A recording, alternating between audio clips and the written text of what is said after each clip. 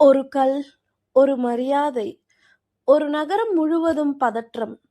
அந்த சண்டையை ஒரே மனிதர் நிறுத்தினார்.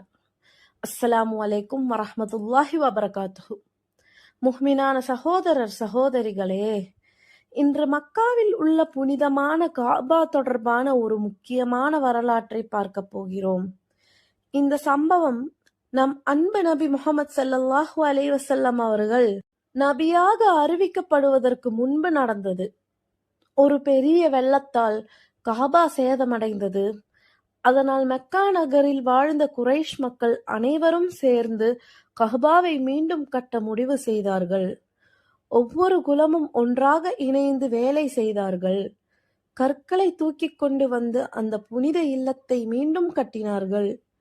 இந்த கஅபாவை முதலில் இப்ராஹிம் அலைஹிஸ்ஸலாம் மற்றும் அவரது மகன் இஸ்மாயில் அலைஹிஸ்ஸலாம் கட்டியவர்கள். கட்டுமானம் நன்றாக நடந்து கொண்டிருந்தது. ஆனால் ஒரு முக்கியமான தருணம் வந்தது. அது ஹஜர் அல் அஸ்வத் கல்லை அதன் இடத்தில் வைப்பது. இந்த கல் மிகவும் புனிதமானது.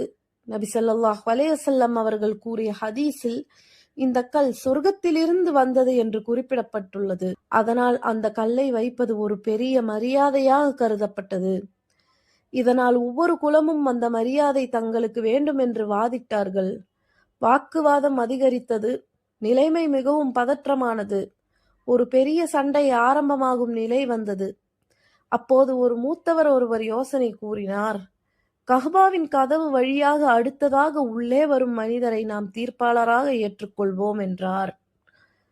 அனைவரும் அதற்கு சம்மதித்தார்கள். சில நேரம் கழித்து ஒரு மனிதர் உள்ளே வந்தார். அவரை பார்த்த உடனே மக்கள் மகிழ்ச்சியுடன் சொன்னார்கள், அல் அமீன் வந்துவிட்டார். அவர் வேறு யாரும் அல்ல, நம் நபி முஹம்மது ஸல்லல்லாஹு அலைஹி வஸல்லம் அவர்கள்.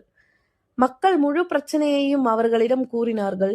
நபி ஸல்லல்லாஹு அலைஹி வஸல்லம் ஒரு அறிவார்ந்த தீர்வு கூறினார்கள். ஒரு பெரிய துணியை கொண்டு வரச் சொன்னார்கள். அதில் ஹஜருல் அஸ்வத் கல்லை வைத்தார்கள். பின்னர் ஒவ்வொரு குலத்தின் தலைவரையும் அழைத்து அந்த துணியின் ஓரங்களை பிடிக்க சொன்னார்கள்.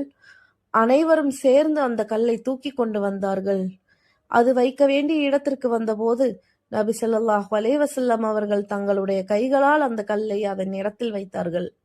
அந்த நொடியில் பெரிய சண்டை முடிந்தது. போர் நிறுத்தப்பட்டது. மக்கள் ஒன்றிணைந்தார்கள். இந்த சம்பவம் நமக்கு ஒரு பெரிய பாடம் கற்றுத்தருகிறது. உண்மையான தலைவர் சண்டையை அதிகரிப்பவர் அல்ல, சமாதானத்தை உருவாக்குபவர். அதனால்தான் மக்கள் நபி ஸல்லல்லாஹு அலைஹி வஸல்லம் அவர்களை அல் அமீன் என்று அழைத்தார்கள். அல்லாஹ் நமக்கு அந்த நபியின் நற்குணங்களை பின்பற்றும் தௌஃபீக் தருவானாக.